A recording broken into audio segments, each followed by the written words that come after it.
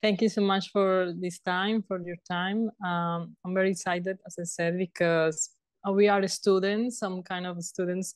Some of us are attending the film festival, so it's very exciting for us to see all the movies and also to share this time with one of the directors, in this case with you. So thank you so much again.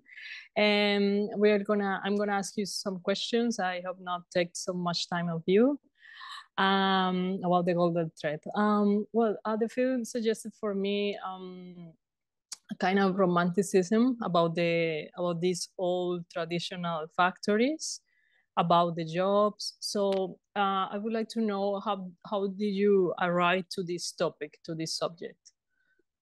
Sorry, I didn't understand. What do you mean by romanticism about this? Yeah. Yeah, like for me was the jobs and the factories were portrayed in a very like a beautiful way, like trying to show us how these jobs were done from so many years until the time the factories were open. I'm not sure what was the day exactly, and is very nice, very poetic,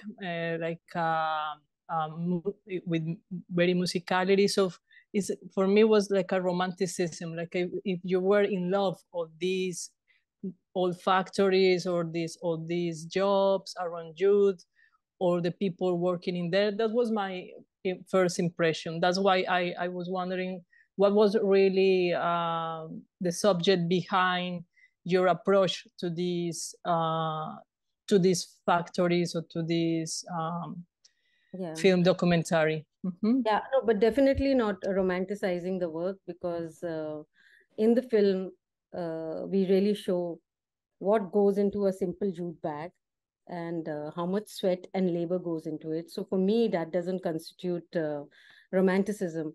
I think what people kind of respond to is,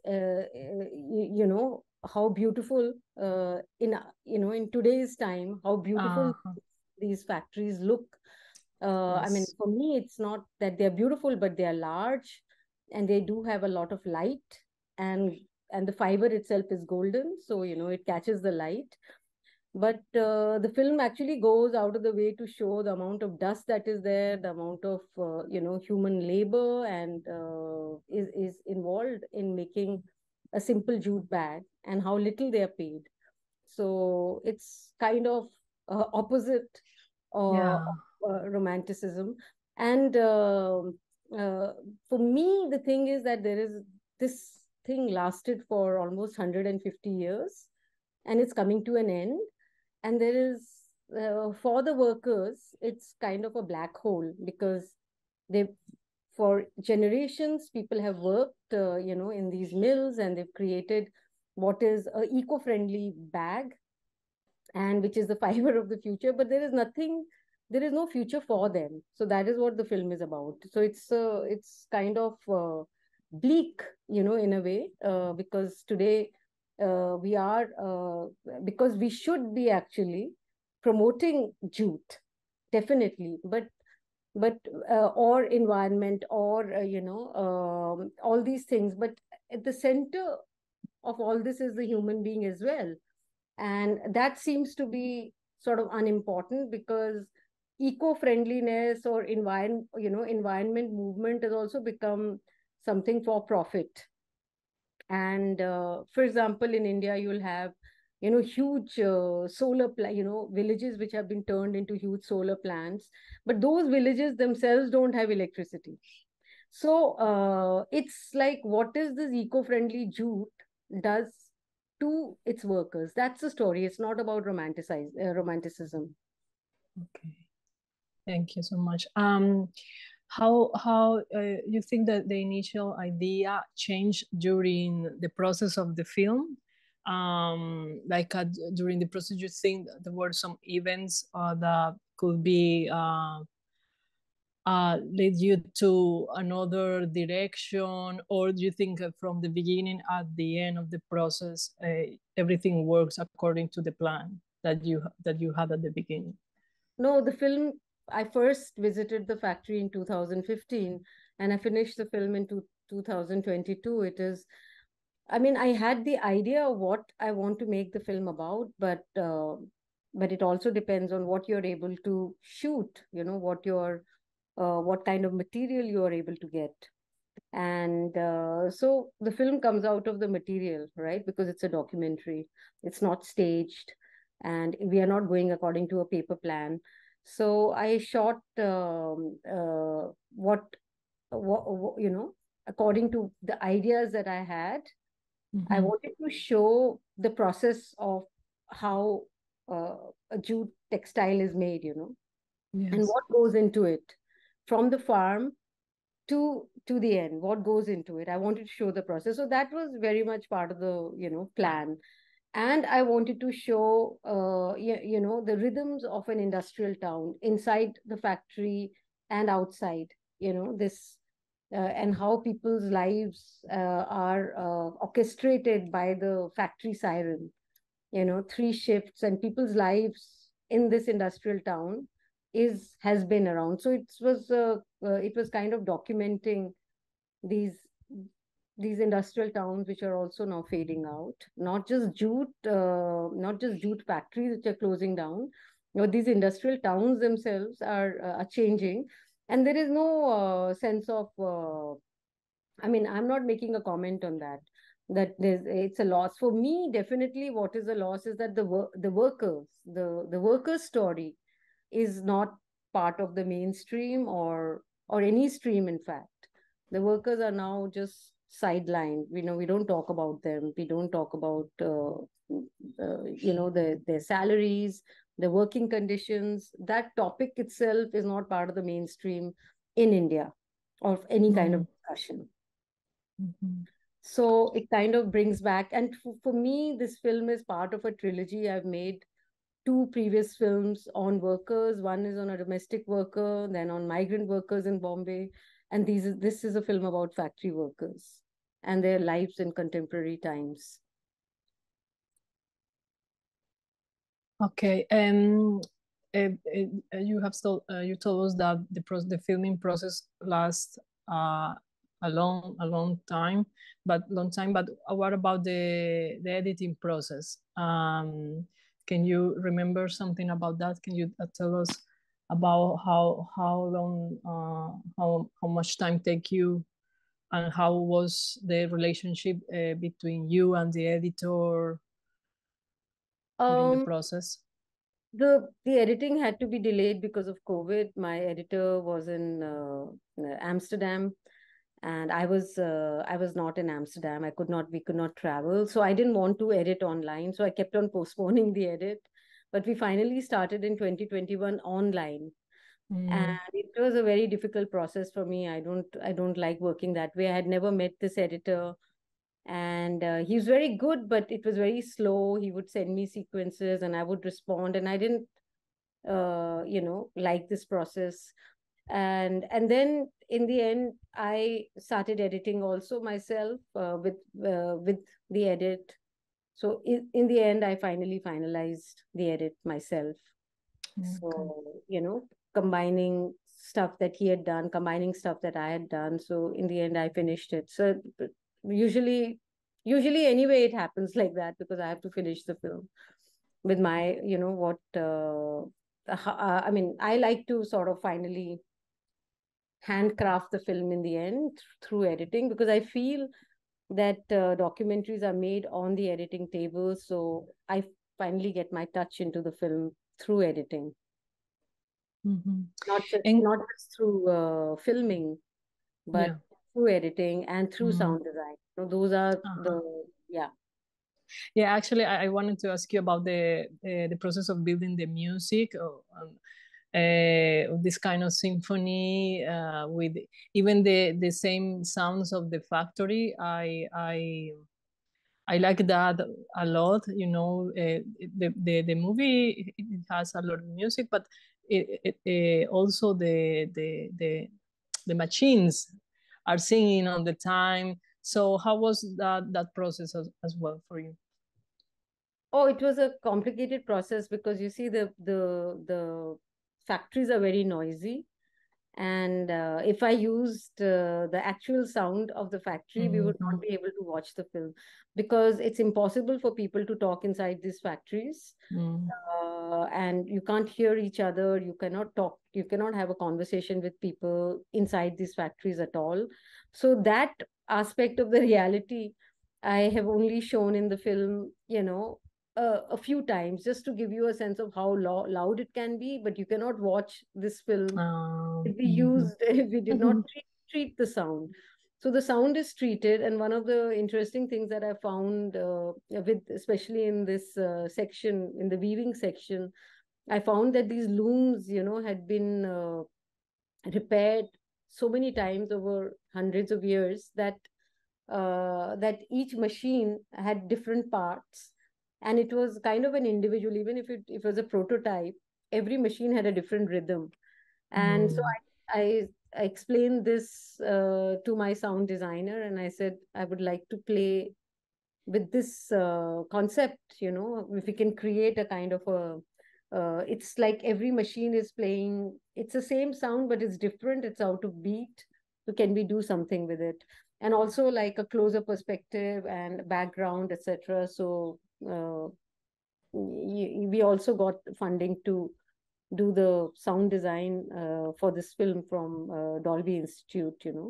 So we were able to spend time on creating this sound design. It is not exactly how the factories sound at all. Okay. So in that sense, the sound is treated. The visuals are not, in the sense that the visuals are completely documentary cinema verite. Like we don't stage anything. We hardly use any fancy equipment.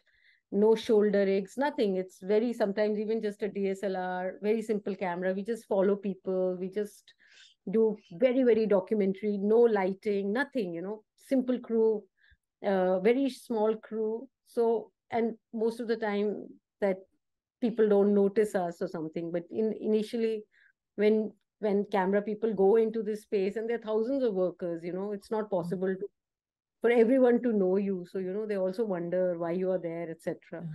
But even that discomfort that people might have with the camera filming them is also part of the film.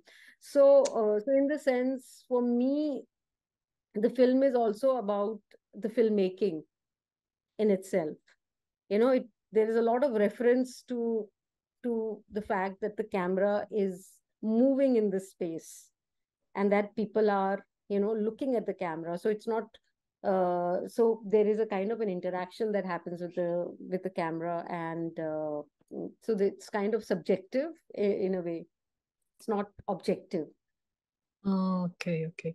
Yes, actually, I have a couple of questions about the relationship between you and the workers, and how was the process to get in touch with them? I mean, you were allowed to be there widely, or did you have some kind of restrictions? And how difficult was for you to shoot them, to shoot the actors, not only the ones that are inside of the factories, but we have some other spaces when you are talking on cameras, talking with them. So, but mainly I'm curious about how was the process to get in touch with the workers, and So how difficult it was. No, so I had the access to film in the factories from the owners of these factories. And so there are thousands of workers. I have not talked to every worker, but as we spend time, we talked to some workers in greater detail than we did with others. They became familiar with us, and we talked to them outside the factories, or sometimes outside the mill floor, while they were having tea, or break, or eating, or so that's where we would meet them, in these canteens during breaks. And over years we met some people. They became familiar with us, over time. So I can't say that I know all the workers, because there are thousands of them. and also they keep on changing because there are a lot of temporary workers, contractual workers. So it's just impossible to have access to all the workers. I mean, that is not even the film. It is trying to show the process that goes into making this eco-friendly bag, and who are these people. For generations their families have been working, connected to this. So yeah, so your question was about access. I had the access, and there were no restrictions. Okay. There were no restrictions, and also after the initial, like, who are you, and are you representing the owners, and are you here to survey us? People, they came to know that, because we also went there so many times, so they realized that, and also they realize that we are not there to investigate them or survey them, but really talk to them and tell their story as well. Oh, okay. But it takes time. It doesn't happen. You can't just parachute yourself into these places. It takes a lot of time. Yeah, and for them, some of them were able to watch the film, or some of the families, because I'm curious about the effect of the film in the workers. No, so yeah, so those screenings are going to take place because they have to be organized, because it's not like they can come for these film festivals, in Delhi or Bombay or in big cities. So screenings have to be organized for them, and it takes time. So I'm going to do that. It's going to happen. I've just had my first few screenings in India. So I'm going to now go into that area and organize these screenings. And in general, do you have for that first screening, do you have an general idea of what is the effect that this topic has on people? Is the one that you has expected, or? So my experience in life and with making many films is that there is always surprises, and there are things that I cannot predict, and I've learned that also, being a documentary filmmaker, that to keep my eyes and ears open and not go with set ideas and prejudice or anything. So it can go either way. I mean, this is a worker's story, so I do not expect them to be upset with this film or something like that. But I really do not know how exactly or what exactly would be the response, and I'm waiting for that. Do you think that they probably can feel in some way used for these documentary purposes, or do you think they are going to respond in another way, like seeing themselves portrayed and telling their stories, or just As I said, being? as I said, I do not know. I do not speculate. I think people are independent and they're free thinkers. Yeah. Everybody has a way and their own individual way of responding to things, and I'm just going to look forward to what that is. I'm not here to speculate, because even when we show films which are not to the workers but other people, there are, if there are 100 viewers, there are so many different ways of receiving the film. It works differently for different people. So I'm just going to wait and not speculate. Okay. And I'm curious about why do you feel attracted for this topic about workers? Can you tell us a little bit about that? That you told us that you have another previous movies about this kind of topic. Yeah, because workers in India, they do not get a fair deal, whether they be domestic workers or any kind of workers today. They are really struggling. And this topic is not discussed much in India. The trade union movement has failed, And so I think it's an important thing because we are predominantly working class country, and how can we not talk about the issues or concerns of majority of our people? So for me, why do I need to tell this story? It's I feel about it. That's why I tell this story. As simple as that, yeah. Okay. And can you tell us a little bit about how is your process of financiation for your movies, or at least for this one? We are, as students, always very curious about how the directors can achieve the entire production of their project. So can you tell us a little bit about that?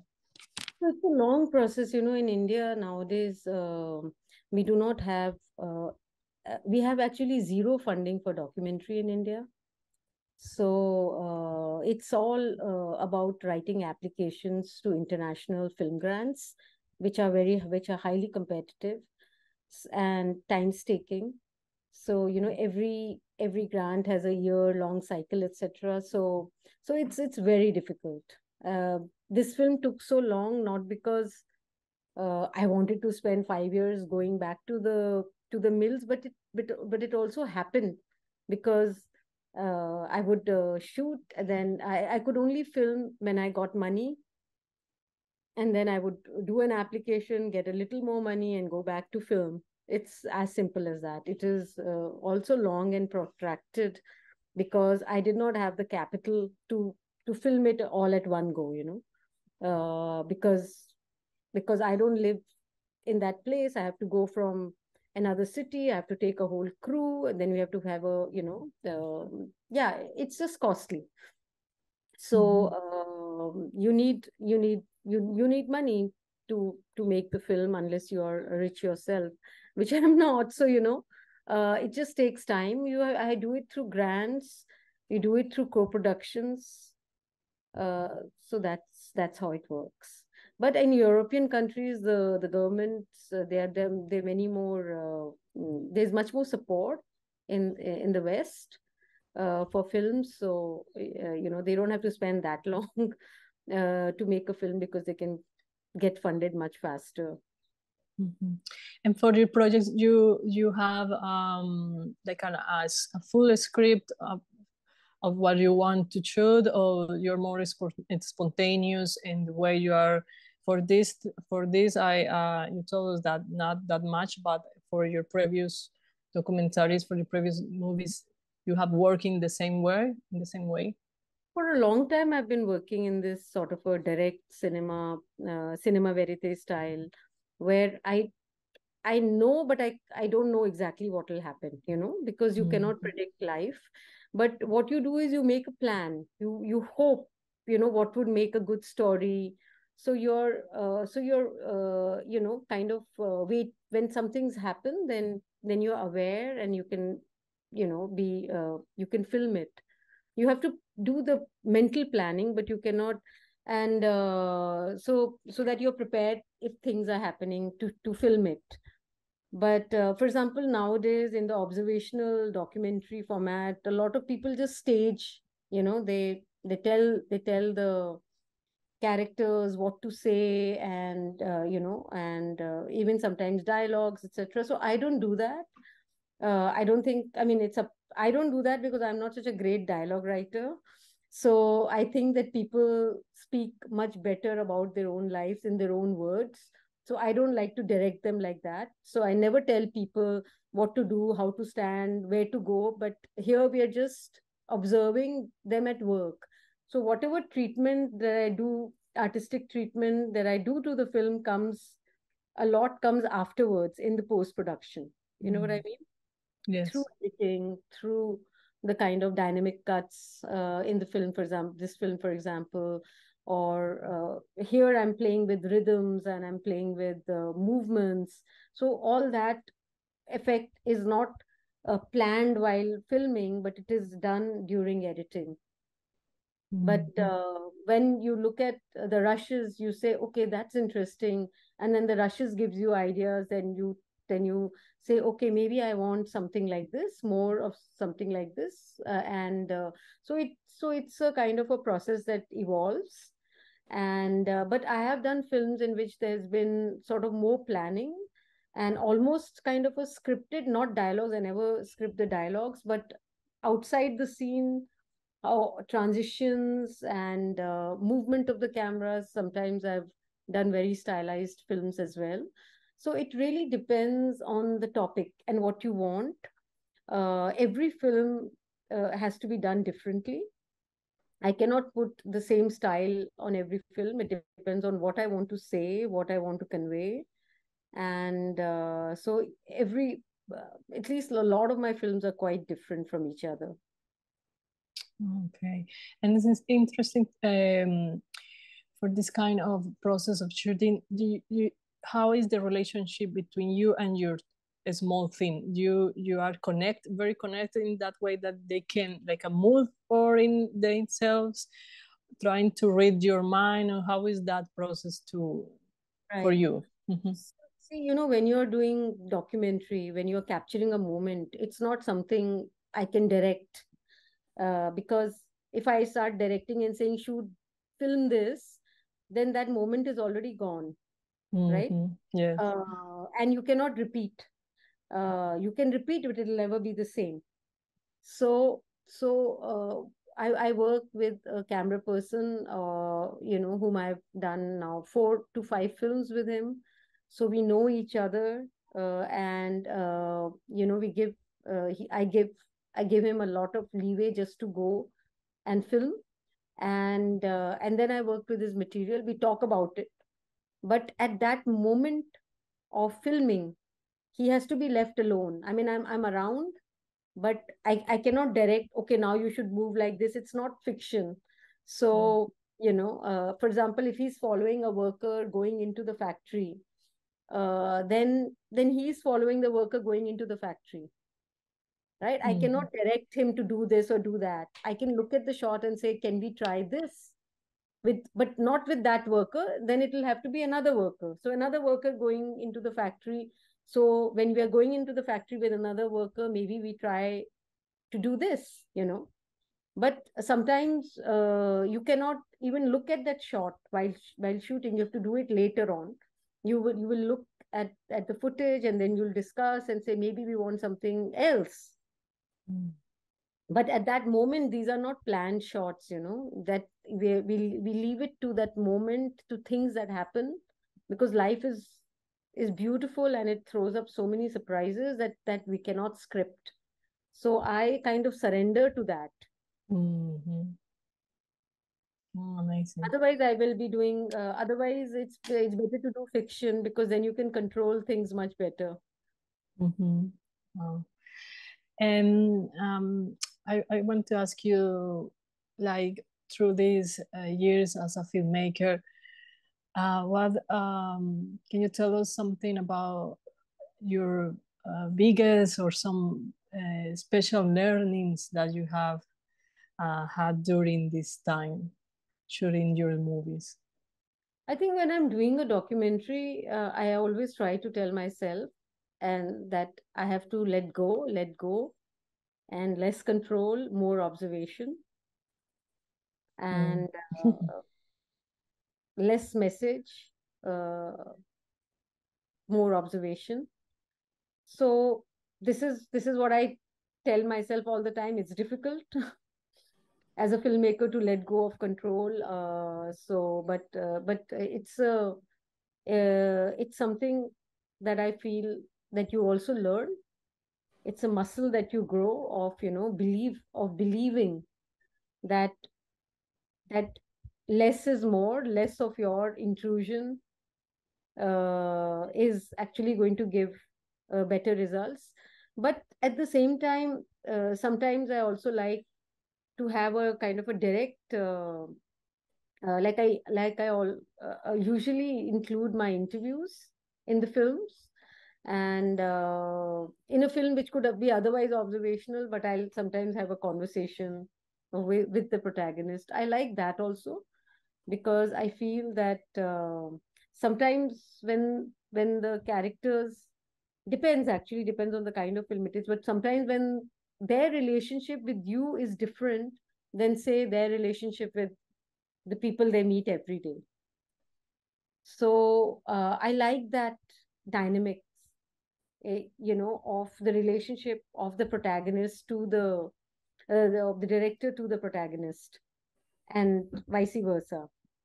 Because the kind of things they can say or want to, explain to you, they will not be doing it, for example, to their co-worker or their family, because the co-worker and the family already knows that they're experiencing it together. But sometimes if they want to say something special, they will speak to the filmmaker. And so I always like to keep space for that. So I don't say that, okay, this is my format, this is my observational format, and I'm not going to break that. I break it, because who is imposing this format on me? You know what I mean? It's not Yes. God given, and it's made we make these templates ourselves, and I change the template. I am the person who's creating the template, and I will change it. And so it's, for me, the filmmaking is really about how I'm working with this template or format or breaking it. That is the exercise that I do while, at the editing table. How much can I break this? There was something particular or specific that have gave you like a huge impression about the golden thread, or some impact that you have during that process, or probably something that you didn't include in the final version? Oh, so many things. I feel one important thing that I feel that I missed out uh, is uh, is also, like, for example, the properties of jute itself. But I didn't know how to do it in this template of the film, this format of the film. I couldn't fit that in, but I actually miss it, and I felt that I should have worked harder to somehow incorporate it in the film, because jute is a beautiful material, and even though it's a cash crop, it is grown in the monsoon months, so you don't require extra water for it, and it's good for the soil, and it's good for the ozone layer. And I felt that this was very important, because these people, these hundreds of millions of people who have worked in the jute industry, be it on the farm or be it in the factories, actually were working for a completely, I mean, almost pollution free industry. They were exploited, but it was a pollution free industry. And I felt that this aspect of the film doesn't come out entirely in the film, and most people today, like the generation today, they've never heard of jute, or maybe some people have, but people don't know. And in any case, today's generations, or even many people from our generations, we don't know so much about processes, because we live in urban areas. We don't know how things are made, or how things are grown, or etc. We don't know these processes. We are alienated from many many things, the processes of many things that we consume or we use. If we knew what goes into the things that we use in our daily lives, I think we might be much more conscious people. But we just go to a shop and we buy, and we have no idea the story behind even everyday things like coffee or jeans, or so many films have been made to show us, who are the people uh, behind giving you the things that you're so used to in your everyday life. Mhm. And in the case for when I was asking you about the topic, why do you feel attracted to this topic? I was wondering, what do you think about the future in your country, about this this exploitation of workers? Do you think this came in somehow end in the future? What is your or your hopes, or how do you see the panorama about this situation in India? So, I mean, even in this film, even in the jute industry, the worker is talking about how their conditions were better earlier than Yeah. today. You know, today most of the industries are just having contractual labor, so people don't get any dues, you know, pensions or other kind of benefits that the workers used to get earlier. So the condition of workers is actually worsened, not just in the jute industry, but everywhere else. And there is also, because of mechanization and now automation, there are lesser jobs. So there is a huge unemployment, for example, in our country. And even those people who are working, the conditions of working are not very good. So, and you get an idea of this within the film itself, that the conditions of workers are really bad, and it's not, people are not, I mean, 18,000 rupees, when in 2018, 2019, they were still fighting for the government to make it 18,000 rupees, the minimum wage. And 18,000 rupees in dollars is like $250.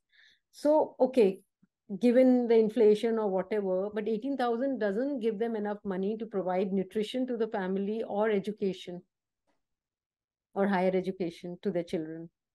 So, and forget about medical expenses, etc. Even the middle class in India cannot, if they have a serious medical,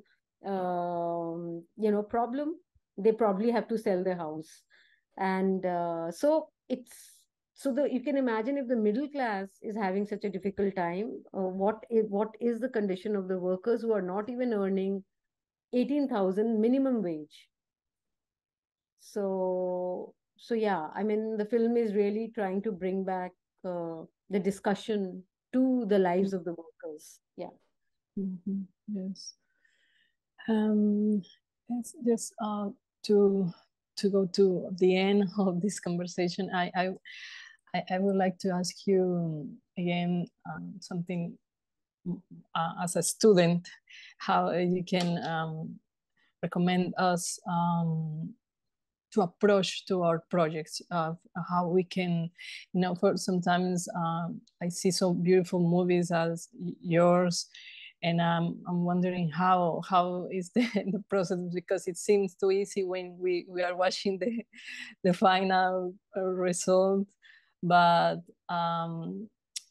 for us it seemed like to be a large path between our ideas and the final movie. So how can you advise us how we can start, how we can approach to our projects? Yeah, I mean, so it also comes with a certain amount of practice, right?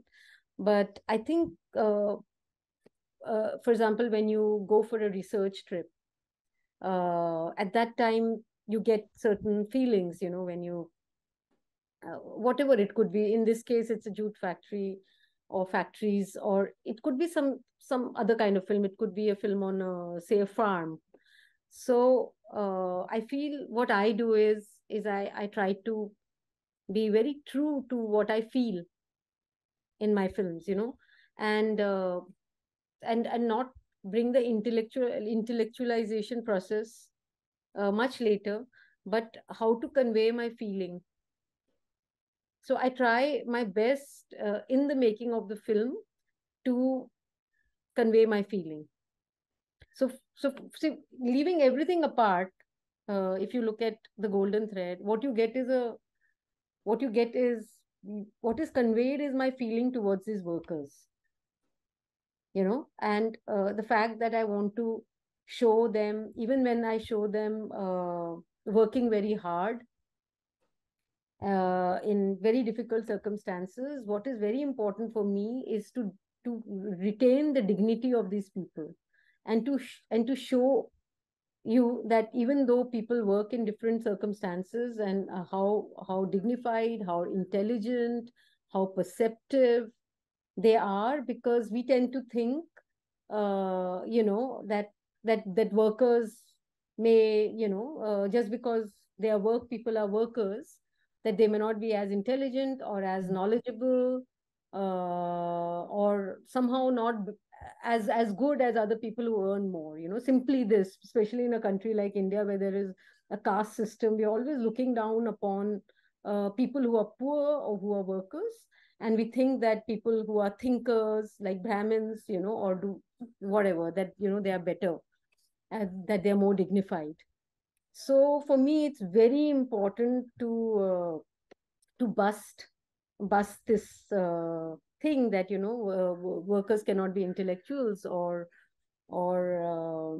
thinkers, or singers or artists. So that was one of the aims of the film, and so yeah, it's very important that you stick to the feeling of a place, and what you want to, of a place or a person or the story that you want to convey. Because so many things will happen, especially in a documentary. You may not be able to get the material that you imagine, and but what you will get is because camera never lies.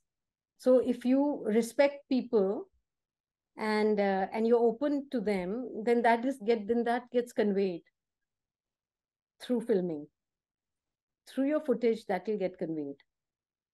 So but so many things depends on the kind of film that you want to do. You say to yourself, I want to do an observational film, or you say to yourself that I want to do a cinema verite film or direct cinema. So a lot of things go by that. You choose a template that you want, and then it's up to you how you break it or not break it, or create a new template. I think that is the most important thing, to create a new template. Like, your film has to be your film. Like, my film is my film, it is not somebody else's film. Nobody else could make this film, so it has to be unique to you. You shouldn't try to be like someone else. I love so many filmmakers, but I don't want to copy them. I have to find my own style, right? My cinematic style. I have to find that. Mm-hmm. Wow. And you have to find that by, first of all, knowing yourself. And that's the only way to find it. So actually, in a way, to find your own style is to start knowing yourself, what you like, what are the kind of things that you like, what you want to say. So knowing yourself will actually give you a better sense of what you want to express through cinema. Wow, amazing. Thank you so much. I want to congratulate you for the amazing documentary, very beautiful, very sensible about the topic. And again, thank you so much for allowing us to be with you this time, give us so amazing words about the movie and about your experiences and about how we can feel and follow our guts regarding to our movies, our projects. So thank you so much again, and well, I hope we can encounter in person someday, sometime. So much, and yes. Thank you. Bye. Have a great day. Bye bye. Bye.